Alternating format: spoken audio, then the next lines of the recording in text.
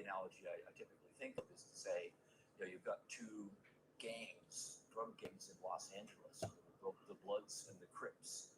They're enemies of each other, and they're going to be street fighting, right, and so forth. But this is our turf, that's your turf. These are our people, these are your people.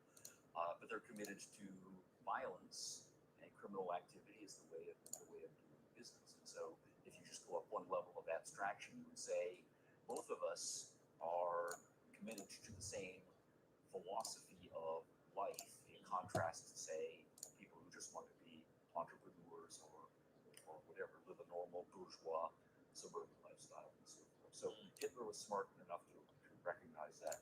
Goebbels also was smart enough to recognize that. And lots of his, these are propaganda speeches, but he's explicitly writing pamphlets to be distributed in the communist neighborhoods saying, last time you voted communist, and you voted communist because of X, Y, and Z, right, principles.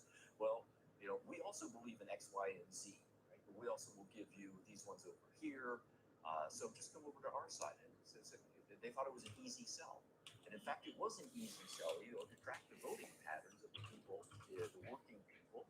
In one election, they are voting communist. In the next election, they are voting Nazi. When they go back into communist, they go back to Nazi. But they're never going to vote for the Social Democrats. They're never going to vote for the quasi-liberal parties as well. And so you have that happening in Germany. You have this happening in Italy, and at the same time now you have Russia transitioning out of Leninism into Stalinism. You have what happened in Ukraine, which so many people rush past. Yeah, sure. Sure. The horrible things that happened there. Just a quick point about what's happening in Italy.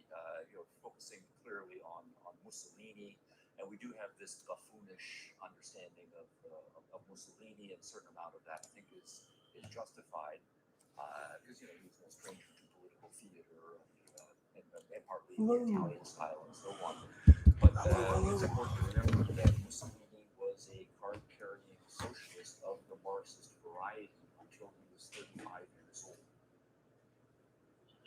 Absolute committed to the internationalist version of socialism. Workers of the world unite.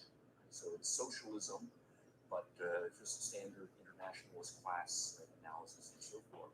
And just to backtrack to World War I a little bit, it was a revelation to Mussolini in his thinking, because